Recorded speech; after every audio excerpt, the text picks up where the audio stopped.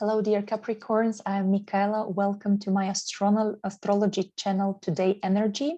This is a astrological forecast for May for you, Sun, Moon, and a rising sign Capricorn. So let's see what May will bring you. We start the month on a very positive note. On the 1st of May, the both benefic planets, Venus and Jupiter conjuncts at 27 degree of Pisces, thus reminding us of the great magical conjunction of Neptune and Jupiter that happened on the 12th of April. So you might feel same events around you or feelings inside you as it was at the beginning, mid-April. That's your third house, so a lot of happiness, positive vibes in your communication with others, especially siblings, family members, neighbors, your close environment. Maybe there are some festivities and holidays and celebrations in your neighborhood. It might be good news about your vehicle. Hopefully you're buying yourself new, better, nicer car, for instance, or bike, whatever you fancy. Third house can be as well about travels, so you might have some very pleasant travels. 12th house is business, trading, internet. It's great for people who do this professionally. Social medias can bring you a lot of joy and popularity, big audience, good for launching advertisement and PR campaigns, and it's favorable for people who work with IT technologies. On the 2nd, Venus goes into Aries. That's your 4th house. So Venus brings pleasure, joy at home, celebrations, new family members, making your place nice, beautiful, cozy. So maybe you're buying something nice for your home. Maybe there are new roomies coming to live with you, or someone just buys a cake, at home. So there is something nice and sweet at home. Of course, Venus can mean investing money. So you might invest money in your property. On the 11th, Jupiter as well moves into Aries, into your 4th house. That's expansion of family, certainly. Someone might announce pregnancy, give birth, introduce new spouse, for instance, but also it can be really larger living space for you, or moving to live abroad. On the 10th, Mercury goes retrograde in your 6th house. Mercury stations to go retrograde at 4 degrees of Gemini, 6th house. That means that it will first 2 weeks going retrograde, turn your attention back to some unfinished work, business projects. You meet old colleagues or employees at work. 6th house can mean health. So maybe Mercury wants you to re-examine once again your health situation. But especially the 10th of May is not the greatest day for all these matters. Just wait for it to pass. Then on the 23rd of May, Mercury goes back into Taurus, and that's your 5th house. So you might rethink some romantic relationships and matters. Maybe someone from the past is revisiting you, possibly for just making some closure, or for other Capricorns, it might mean reigniting the fire of romantic relationship with someone already familiar. It might be going back to the topic of children, or rediscovering your old passion and hobby, what really makes you happy, some activities, yeah, or maybe readjusting somehow your business plan for your own small business. But again, then 3rd of June is when Mercury stations to go direct, and again 3rd of June is not very good day for any serious matters or initiations. On the 13th, the Sun conjuncts Rahu, the North lunar node, karmic node, at 22 degrees of Taurus. That's big attention to your 5th house. That really might mean news about children, pregnancy. It might mean definitely new younger people coming into your life. Maybe you start working with children. or you become aunt, uncle, for instance. Your family maybe expands, your love, your passion about someone or something is huge now. Maybe you meet someone new. And because Rahu likes everything new, exciting, a lot. Maybe you have now a lot of suitors around you, yeah, people who are courting you.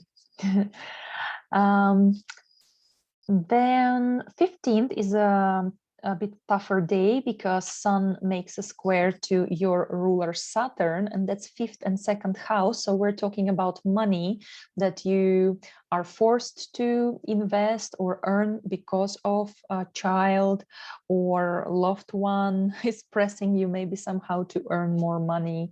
It may be also matters of your self-esteem, like you will be asking yourself, how much do you value yourself? Maybe how much your romantic partner values you. But yeah, it's like a bit of a tension here because it's a square. On the 16th, we have a full lunar eclipse at 25th degree of Scorpio, together with Ketu, South lunar node, talking about the past.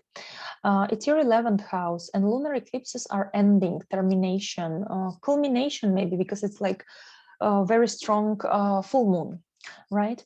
So here we're talking about friendships and social groups that maybe they will end, some of them. Maybe there will be big revelations, something about your friends or social circle, people who are your like-minded people. Maybe you stop attending some group events. Maybe you finish with a huge success, some group project. Maybe it was about charity work, or some NGO possibly. 11th house is also about your income from your work. So in this case, really you might receive the proper remuneration, salary, paying for something you did professionally, and you might just end this. Besides, mind you that this full moon squares Saturn, your ruler. So it might feel really either karmic and very fated, and like destiny is playing around, and maybe you feel like on an intersection and you don't know where to go, left or right, to the past or to the future. Maybe some old friends come back to your life for a while, possibly to remind you about something, or maybe just to, you know, just clear and let go those old memories. On the 18th, Mars conjuncts Neptune at 25th degree of Pisces, again activating your 3rd house of communication, travels, social media, your close environment, neighborhood, vehicle. So a lot of energy can be put into that matters.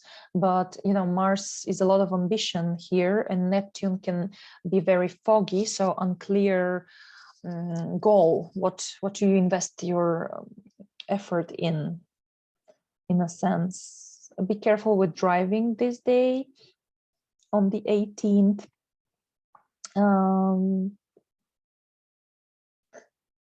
And yeah, if you do social media, then it might bring you big success, especially if you're kind of a little bit acting or writing some storytelling, for instance.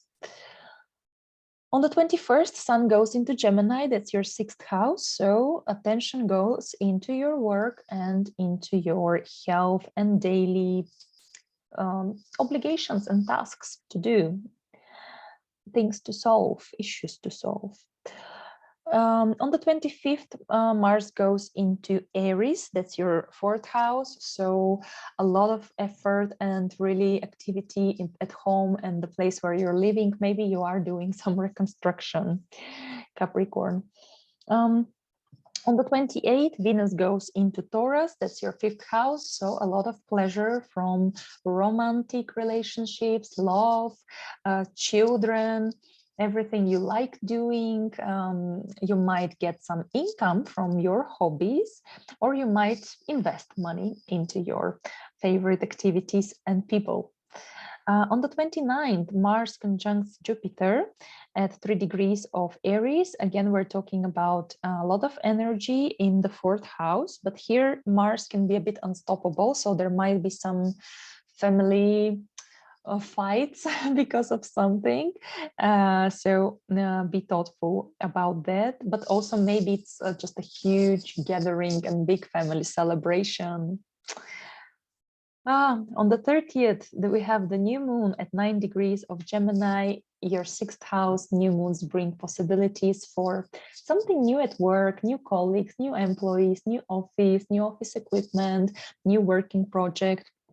Some news about your health. How do you feel? Maybe results of your examinations, maybe change in your daily routine, how much you sleep, how much you have exercise, do you have walks outside? So all these can be changed. You can start a diet, you can start some exercises. And this new moon is a good news because it marks the end of the eclipse season that lasted for about a month and a half overall, with all the emotions and tension and kind of turmoil of energy, changes, maybe not specifically for you. Mostly it triggered the fixed sign axis, Taurus, Scorpio most of all, and of course also Aquarius and Leo.